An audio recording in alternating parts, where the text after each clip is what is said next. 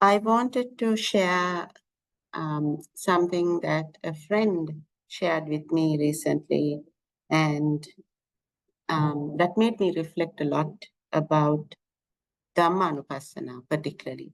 And I need to tell something about the friend as well. So this friend is a Catholic friend. And I remember what the Dalai Lama once said, that if you follow the teachings of the Buddha, whatever you are, you can be a better you. So if you are a Muslim, you'll become a better Muslim. If you are a Christian or a Catholic, you'll become a better Catholic, and so on. So my friend has been, I would say, a more serious follower of the teachings than me. Whenever he speaks to me, I learn a lot. So he asked me, how do I practice Buddhanusati as part of the Satara Satipatthana? And I told him, and he gave me a different view on how it could be practiced.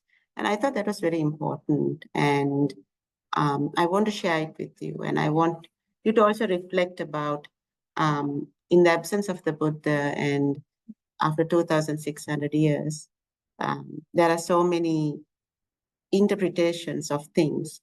And how do we know what did the Buddha say? What was the original teaching? Probably we want to know. We can refer to the sutras, I suppose, but always there is a translation element in it. And sometimes you know that words can have many deep meanings in it, and you need the context as well. So the best thing, therefore, is to do what the Buddha advised anyway, in numerous occasions when people asked, what do you do when you are not there? And let Dhamma be the teacher and Dhamma be the guide. And how can that be? It is when you feel that this is something you can practice, and the practicing of it helps you to reduce this misunderstood notion of me, myself, or it helps you to reduce your anger and all the other negative, toxic things that naturally rise and are present in us, and it leads to more peace. So if we use these as a yardstick, is it helping me to be more peaceful? Is it helping me to be more kind, a better version of what I want to be? And is it shattering that the foundations, the deep-rooted foundations, this deep-rooted feeling of me, myself, I? Is it starting to put some cracks in that deep, strong foundation that we have built over a long period of time? So if you use those yardsticks, then I feel what my friend shared is definitely worthy of sharing. So what he said was, and it reminded me of Surumali as well, because usually after the meditation, when I ask, so how was the meditation? Surumali always says that I was reflecting on what Akka said. And from what I understood from my friend, that is actually Buddha Anusati, the taking time out in a quiet, contemplative way to reflect on what you just heard, so that it becomes clearer, it starts internalizing. And that is what he said. And I thought that is true. It touched a chord in me, and I'll tell you why. Whenever I hear a good sermon that tells me or explains the theory behind me, myself, I is a misunderstanding, our lack of initial ability to see that there's a perceived world and a real world, and a continued lack of ability to to really internalize it, right? Because I think we all logical adults, mature adults, I think we all understand it. And you need to hear it only once. It's very simple, it's very clear. The human being is a bundle of particles, right? Now, what we know as particles, um, what the Buddha saw as particles may be smaller. All that aside, um, we know we are made of particles, right? And then the Buddha said each of these particles, they rise, they change, and they pass away at a rapid speed, too rapid for the eye to catch, too rapid for the brain to comprehend, right? But we know that it's happening. Then he said the mind, the consciousness, that is the thing that knows, right? That changes at an even more rapid speed, so rapid that there is no rising, changing, and what do you call passing away. There's only rising and passing, rising and passing. It's that rapid. There's not even that, whatever that 1 billionth of a second of changing.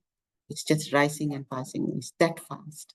So if we are unable to comprehend the particles and because of the size and the change because of the speed, then in the normal perceived world, then definitely that the speed of the consciousness changing is something that is very hard to catch. So then how did the Buddha figure all of this out? It was through first calming the mind. When the mind becomes calm and still, then he referred to this as looking at a pond to try and see what is inside the pond.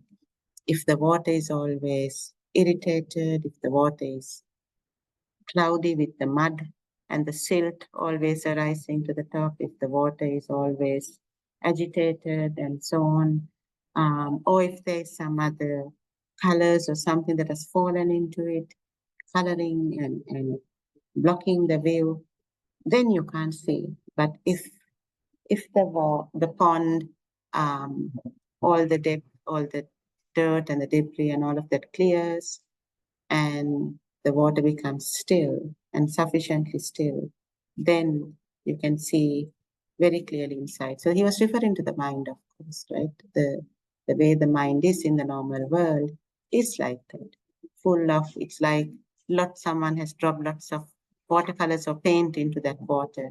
It's all clouded with all our sense impressions where we are trying to enjoy life. Then anger and various other things is like the water is boiling, right? And that's agitated water. Then we have anxieties and restlessness and worries and fears which further agitate the water. Then we have so many doubts about is this what I should do? Is it something else I should do? So many doubts all the time. And that's like someone has taken a stick and made the silt and the mud and all to rise. Right? So the water is always agitated, cloudy and all.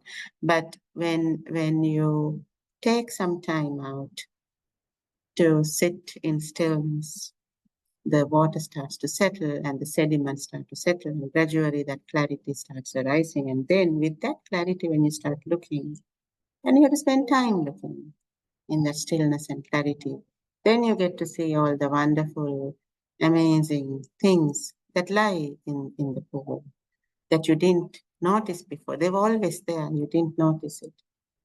Now, the Buddha even, what makes him a fantastic teacher is he goes into a lot of detail about even how one should find a place for that stillness. So he says, if you are with other people, you will get disturbed, right? If you are in a place that's very noisy and busy, you will get disturbed. And if you are full of activities, you will disturb yourself anyway. So that is why he says, monks, go to a place, either in the forest or in a cave, under a tree, where you are alone, where you can spend time contemplating. And then he went on to explain the four methods of mindfulness, right? Whether you are focusing on your body, which is what we call Dhammanupassana, whether you are focusing on the feelings and the various sensations, which is what we called Vedananupassana, and whether you are looking at where the mind's attention is going, are you getting into mind states of things you like, things you dislike, right? So that is the Chittanupassana. And then, of course, he explained what this is all about through the Eight Noble Path, the four, what do you call the Arya Ashtangika Marga, the Four Noble Truths, Chaturarya Satya, then the things that disturb your meditation, which are the five hindrances, Panchanivarana, right? And so on and so forth. He went to explain things. Now, these things is what my friend was suggesting that, and of course the three things, Anitya, Dukkha, Anatma, the Trilakshana, or the three characteristics of existence. This is what my friend said, that these are the things you need quiet contemplation, because, and he told me like, okay, do you feel that you are a continuing entity in spite of knowing the theory? I said, yes, of course. And I still feel that this is that person who was born in 1973, right? It's that person who has, of course, grown and changed and everything, but it feels a continuation. It feels one single entity, living through time and occupying space, right? And that fond feeling of this is me, my body, my mind, and that fond feeling of around that me, myself, my family, my kids, the spouse, the husband, the friends, everything me is there. It's tangible. Right? So he said that's because that's what we practiced. So if there's a new thing to be practiced, then when do you practice it? When do you internalize it? That actually I'm a bundle of particles. My mind is changing very rapidly. There is nothing to do here. There is no single permanent entity controlling this. This is an automatic process. Lot of energy that has come together for a reason, and one day when the reason ceases to be, it will go back to the main elements that it was. So I said that's interesting because I momentarily think about it when meditating, when I feel body sensations. That reminds me that these body sensations are a manifestation of this, the change, the particles that are changing. Because if there was no change in it, and if it is just like a solid thing, there can't be any sensations arising because there's nothing to. But given that there's so much of change happening inside, so much, and at such speed, it manifests as these various sensations that we feel when we are meditating. And then if you focus only on those sensations from the top of your head to the tip of the toes and back and forth, that is the whole, the Goenka G method that we discussed a couple of times. So as I said, at that point, I momentarily think, it's a sign of impermanence. And when I'm focusing on the mind's attention, where is the mind's attention? Is it at a sound? Is it on some body sensation? Is it on a thought? And the rapid speed in which it changes, it shows me that I am not doing that. So then what's happening? It's happening anyway. It's happening whether I understand it or not. And the rapidness in which the change of attention shows us, like, my goodness, when you observe it and you can see the crazy speed, and to think that from the time we wake up until we sleep, that is what's happening. No wonder we are tired at the end of the day, because so much of sense impressions, and each sense impression we personalize it, thinking that I can see, I can hear, I can feel, I'm thinking.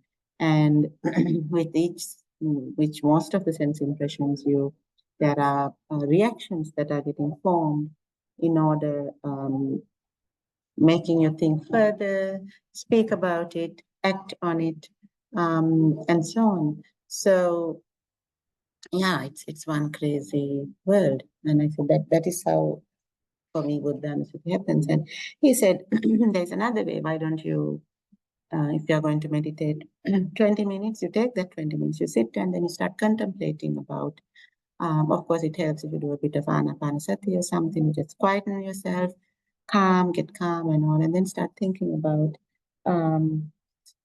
if this is actually changing particles and a changing consciousness, how do I feel that? What is it like? And just reflect on some of these things. And he gave me a small exercise to do. He said, think of a square. Imagine there's a white paper and you have a square drawn in it, which is 1 inch length, 1 inch, one by one, a square, 1 inch by 1 inch, and that's quite small. He said, at a glance, it looks like you can look at the whole square as a total thing. But he said, but what is actually happening is, at a very rapid speed, you are seeing one corner of the square, the other corner, and the 4 corners. And it gets established that there are 4 corners. Then you see the middle, gets established there's a middle, and so on. You need to see, it's like pixels. You need to see the whole thing, and it happens at such a rapid speed. And then the whole, he was talking to me about the skanda, pancha skanda. Why is it a skanda? It's a skanda because when you think you're seeing something, it feels like you're seeing it as a total thing. But actually, the Buddha called it a skanda, the rupa, vedana, sanya, sankhara, vijnana. The rupa skanda is because it's a collection of it. Skanda means collection. It's a collection. It's not one. And I thought that's interesting because when I look at something, let's say I look at my cup, I see a cup, right? And I see a saucer. I see the laptop. I see a person. I never thought about it, that the eye is capturing this data in this pixeled manner, and the mind is processing it in this pixelated manner. And there's a lot of activity and energy gone into it for me to see that perceived one thing, right?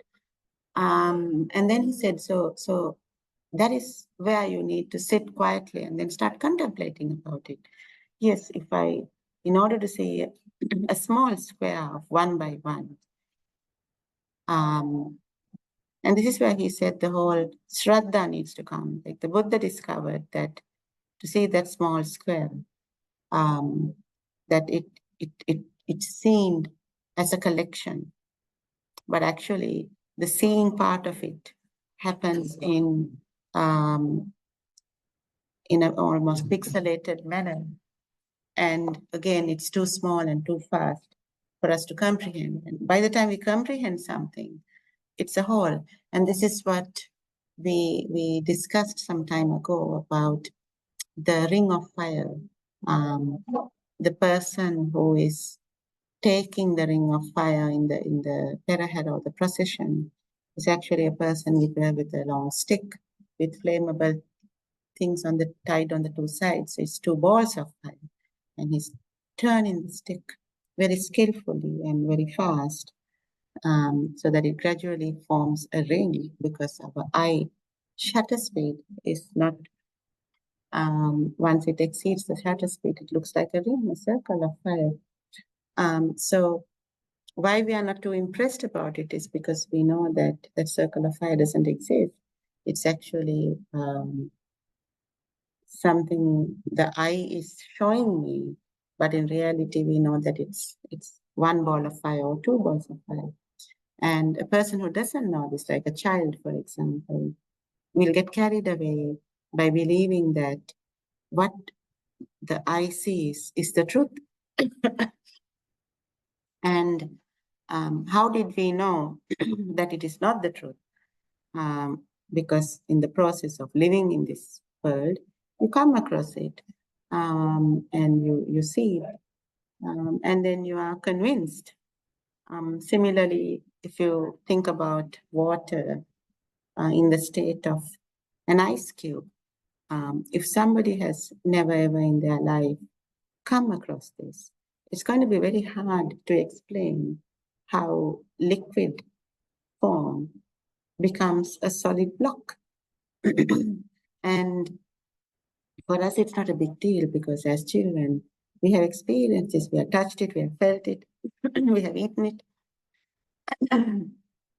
So, so therefore, it's not a big deal. But if we didn't have a fridge with a freezer, this would be magic. I remember a teacher telling me once, my grade 5 teacher, she said she used to teach in Anuradhapura, the central area of the country, and northwestern actually. And she had students. Now this was, let's say, my teacher would have been telling me this when I was, what, 12? So that is like 40 years ago. And then the teacher was referring to something that happened to her 20 years ago, like 60 years ago in Sri Lanka. Okay.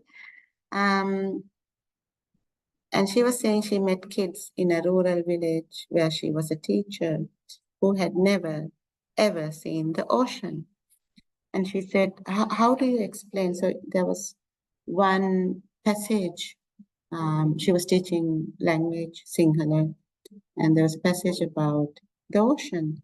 And she was teaching about this, and the kids wanted to know what the ocean is. And the largest water body these kids have seen was a tank, a waver. So when the teacher was saying about the waves, the kids were saying, yes, we have seen waves in the tank. And the teacher was like, no, this is very different, right? And now the kids can't comprehend, like, what does that mean, right? So this meditation is like that comprehension. And this is where the Buddha said it's important to listen to sermons, and there are some amazing sermons that we hear that we never heard in our childhood, right? So it's important to hear sermons, because you will always hear something that gives you more clarity to your journey. And when you listen to something, it gives you what we call Suttamaya Prajna, the wisdom that comes through listening. And then the next stage of it is reflection, reflecting on it, thinking about it. And that gives you Chintamaya Prajna, the wisdom that comes from reflection of what you heard. And then the next stage, of course, is experiential wisdom. The whole pratyaksha avabodha, or what we called really internalizing it and really understanding what it is firsthand through experiencing something, right? And that is when you are convinced. So what he was telling is this whole feeling of me, myself, I. It's a solid feeling. it's there, right? And I just closed my eyes, and while he was talking, I was just thinking, and I was like, yep, it's there. It's there already. And then I, since then to today, that is Tuesday and today's Friday, I wanted to share this with you all. And 5 minutes here and there, whenever I get the chance, I sit and think about it, try to internalize it. Okay, so I feel there is me, right? So, but I know that this body is made of tiny particles, and these particles are changing at a rapid speed. And there's no one particle I can pinpoint and say, this is me. Because by the time, one is I can't see the particle, it's too small. And by the time I see one, let's say that somebody creates a lens, a device where I can see, I can keep my hand, then look at it with this, imagine these glasses, Superman glasses, and I can see this. But even then, for me to point a particle and say, that's me, I can't, because it has changed. So then what I feel as a permanent entity lasting through time is actually like the child who believes in the ring of fire. So that is me, that child, thinking like, wow, that ring of fire. And I need to then start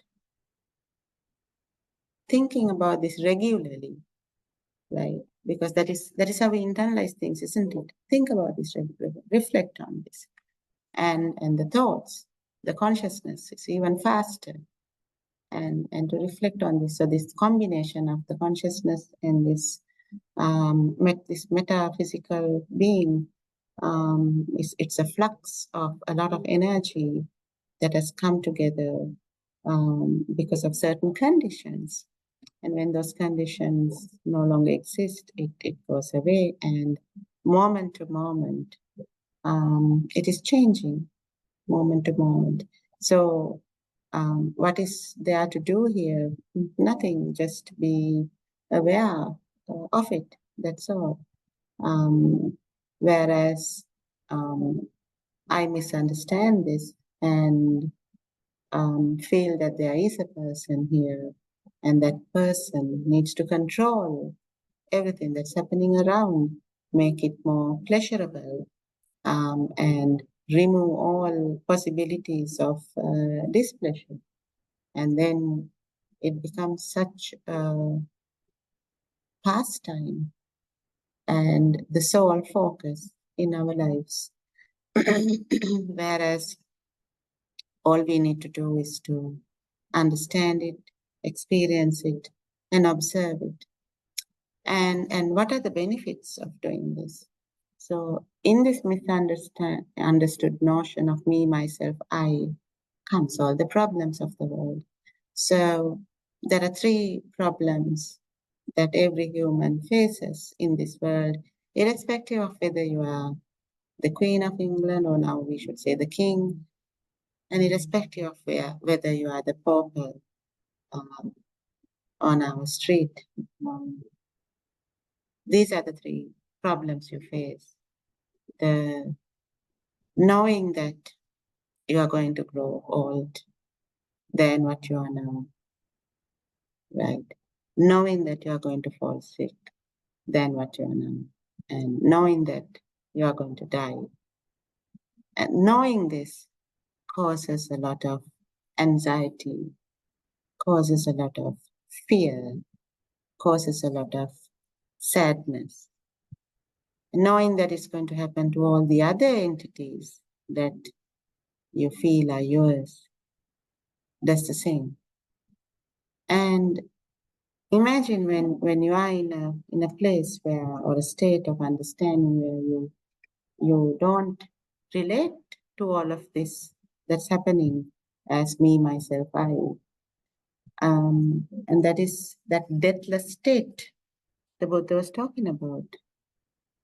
That conviction, that experiential wisdom that this is all a misunderstanding. There's no permanent entity here. It takes away all the issues of the three killer issues all humans face. Right?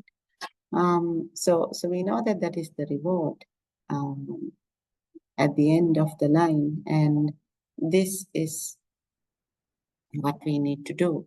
So I'm happy that Isurumali anyway does it, even though not intentionally. And I think this is what we need to do. We need to sit aside, make that space and that time for us, and reflect on this. Especially and there are many things you can reflect on. But what is really crucial is to reflect on this whole thing about there is no I here, there is no permanent entity here, right? So that is what I wanted to share. And last Sunday we discussed about it is only a sound, and that also links back to this. So this was that short example I shared where when a monk found it difficult to meditate because of external noise, the teacher monk went on to explain that the noise is not bothering you. You are bothering the noise. The noise is not disturbing you. You are disturbing the noise. And this was a very profound saying. And of course, the teacher being Ajahn Chah, and the student monk being Ajahn Ram. And the profound message coming from this whole Panchaskanda, you have your ear, which is a sense door, and you have a sound, which is the sound the student was referring to. And your mind's attention connects the two, and the Shabda Rupa comes into being. And then, of course, it through the auditory nerve, the data goes to your brain and starts to be interpreted with all the data that you have filed, which is the sanya. Now, the moment a sense door connects with a sense object through the mind's attention, of course, the Rupa Vedana, the Vedana comes forward. It's instant, and that is usually a neutral kind of a thing. As the Rupa Vedana Sanya, as the Sanya perception starts perceiving what was heard, then of course, depending on your prior memories and experiences, comes the labels of I like this or I don't like this.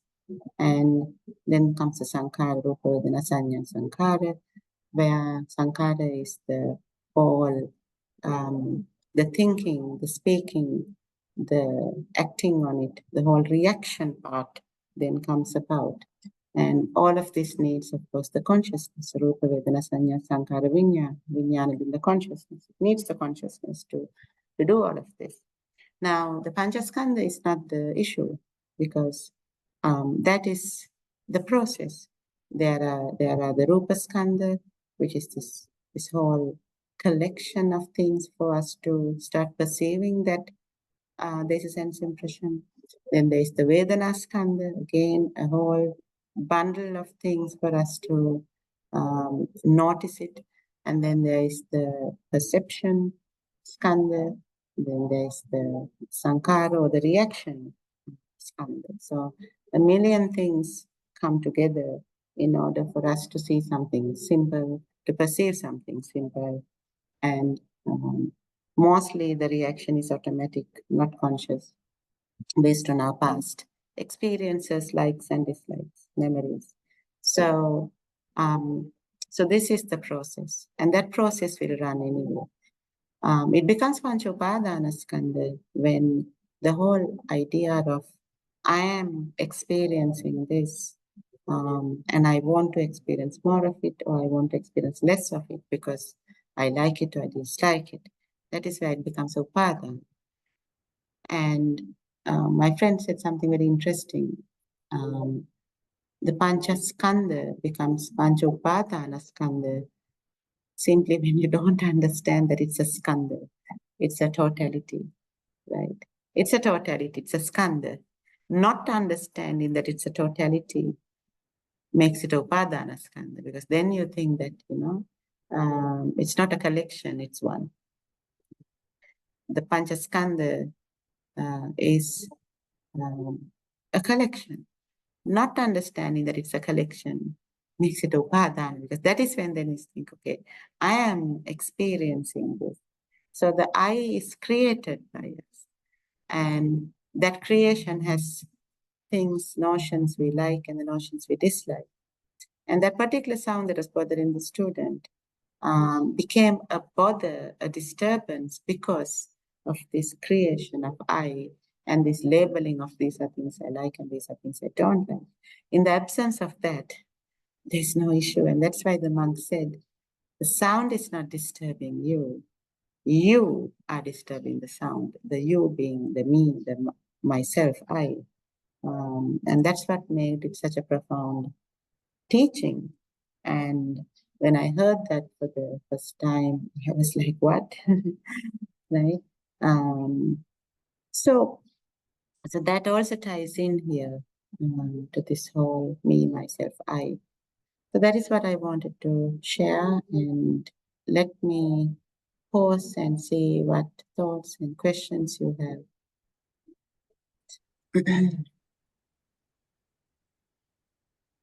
So thank you for the lovely questions, and I'll get to Dr. Sarat's question shortly, but I just want to comment on something Shaniki said about we all have 5 minutes, why aren't we practicing? This brings us to the fact of Kalyana Mitra. Once Venerable Ananda asked about isn't Kalyana Mitra an important part of the sasana? That will continue this sasana. And then the Buddha said, no, Ananda, you have got it wrong. Kalyana Mitra is not an important part that will continue the sasana. It is the only thing that will continue the sasana. And what he meant there is, what is a sasana? A sasana becomes a sasana only when people like you, me, are interested in pursuing what the Buddha found out. That is what makes a sasana, right? And the only reason it continues is because of friends. Kalyana Mitra. So Kalyana Mitra can be a family person also. Because of Kalyana Mitras who either form groups or message you and say, come there, we are going to have this, right? And this group has become very important for us, that we try to meet regularly, at least on a Sunday, and try to commit to that and so on. So Kalyana Mitra is the reason for the continuation of the sadhana, and that is how powerful it is. And the question of why we don't do this is because we are so used to being in that perceived world. And don't forget, don't be too hard on yourself. This is called the sensual world. This is where the five sense doors are firing at its best. Now, all the devas and the brahmas, they also are enjoying, but they don't have the coarse body that we have. It's a fine body. So while we will sit and eat our food, their bodies are told to be fine, and they will enjoy the fragrance or the aroma, agrahane, right? They will inhale it as a way of enjoying. Here, the enjoyment is at another level, right? So all the sense doors, we like to see things, we like to hear things, we like to taste things, we like to smell things, we like to feel things on our body, and we definitely like to indulge in random thinking, right? That's so much fun, isn't it? To just sit around and do nothing and just think of something, watch a movie, and all those things are so pleasurable, Shanaki. Why would you want to do meditation? Think about it logically, right? Initially for this sensual being, it's such a boring thing, to sit and do nothing, right? And the mind is not tamed. The mind is like a monkey. And the monkey mind will be telling you that you got to be out of your mind. But you raised such a good thing, and that's why I want to spend a moment telling this. Recently, I just heard a small part of a banner, so useful. Bambalapiti Jnana Lokahamdra, I think it's in the group, okay? He was saying that about alcohol and various other things. He said, both breath, both like beings, invisible beings, right? When you like alcohol, there are the beings who like to inhale the smell, right? Like all these other fine fine beings in the universe doesn't have the coarse body like us to drink it or eat it. So they inhale it. So they also come with you to enjoy it. And if you develop a liking towards alcohol, they will help you to stay that path. And you will notice that you get more and more opportunities to indulge, right? Similarly, when you're going this path, there are beings who love being with you while you're going this path, and they will help you to stay on this path, and they will get you interested in other opportunities to hear something, to do something, to practice something, right? And that is why these Kalyana Mitras are the coarse version of that, who can actually call you and say, Chanaki, come, Isurumalli, I'm going to do this on Posanpoya, and I would like you to come. And when he said yes, I was like so happy, right? And seeing Dr. Sarath here, it just thrills me, because what more than people you love and adore and admire being with you on this journey, right? And Samanthi, like we relate to each other like we definitely must have been family in the last birth, Samanthi. We relate so much, right? So that is what this is all about. And you have your earthly friends doing that for you, and then you have these beings who want you to be successful. And simple things. Sometimes I come home after work and I think, okay, there are these things that needs to be done, but you know what, I wish I don't have to do this. I wish I just get to meditate. And more often than not, the things that I had to do, just various reasons, it doesn't need to be done, and suddenly then there you go, I have time to meditate, right? But then what do? 9 out of 10, I'm like, oh, good, excellent, I have an opportunity to meditate. And do I meditate, Chanaki? No, I don't. I watch YouTube instead, okay? Because I think, okay, let me just check, and then we all know how that ends, right? So but there is merit in this. That when you want to do something, good or bad, right or wrong, there are beings who will help you, right? And I remember just once when I was experimenting with, long ago in 1999 or something, or 2000, just once in my life, I wanted to see what alcohol was all about, and the opportunities just started opening. It was amazing, right? So one could argue that when you are interested in something, of course, then you can argue it in various ways. But all I'm telling you is the power of Kalyana Mitra, the discipline of doing it at least 5 minutes a day, and then how suddenly you feel like the universe is helping you always, right? I think this whole manifestation and all of those things are coming from the same space. So coming back to Dr. Sarah's very, very important question, all this sounds fine, but how do we practice? This monk, this Pamalapiti Jnanaloka, I think I'm sorry if I got the name wrong, he said something that I just loved, and this is what my early teachers also told me, that the kind of instructions you need are baby instructions and not like very serious stuff that people think you need. So let's look at the baby instruction. This is what you need to do. You sit quietly, give yourself 20 minutes or even more. And now just start thinking about this ring of fire, right? The fact that when I close my eyes, I feel that there is a me. Mama කියලා කෙනෙක් ඉන්නවා. I feel that, right? I don't need to close my eyes actually, but it's just that easier to think about it when I close my eyes. I can feel the me, right? Everything is about I can hear, I can feel, I can taste, I'm sitting, right? Now, what I heard was something completely contrasting, that there is no me, there's no I, right? It's a perceived thing, like the ring of fire. So then we just start thinking about this, Dr. Sarat. Okay, so if this that I have experienced all my life is the ring of fire, then what is the fireball? And then I think, okay, so my eye can't see it, right? So when I look at myself, when I look at my hand, okay, so my eye can't see the ball of fire because I see the ring of fire. But here in this hand, the particles, right? And just to think that this is a mirage, that's the starting point, Dr. Saran. So the hand that I see here is a mirage. It doesn't exist, right?